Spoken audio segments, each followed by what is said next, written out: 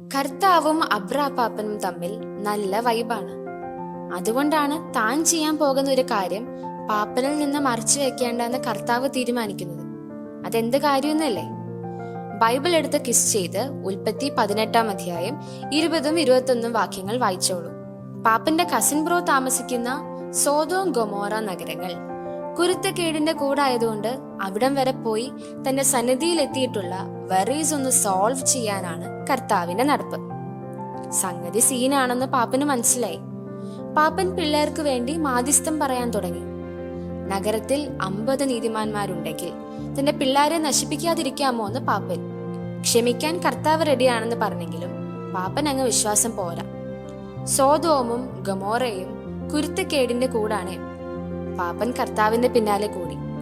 45 പേരേ ഉള്ളുവെങ്കിലോ, 40 പേരാണെങ്കിലോ, 30 പേരേ ഉള്ളുവെങ്കിലോ, 20 ആണെങ്കിലോ, 10 എങ്കിലോ?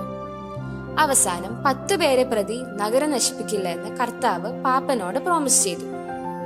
പാപ്പൻ തന്റെ കസിൻ ബ്രോയ്ക്കും കുടുംബത്തിനും വേണ്ടി കർത്താവിനോട് യാചിക്കുന്നത് പോലെ എത്രയോ പേരാണ് നമ്മൾ അറിയാതെ നമുക്ക് വേണ്ടി പ്രാർത്ഥിക്കുന്നത്. നിങ്ങൾ മറ്റുള്ളവർക്ക് വേണ്ടി മാധ്യസ്ഥം പ്രാർത്ഥിച്ചിട്ടുണ്ടോ? ഇങ്ങനെ മറ്റുള്ളവർക്ക് വേണ്ടി പ്രാർത്ഥിക്കുന്നതാണ് മധ്യസ്ഥ പ്രാർത്ഥന.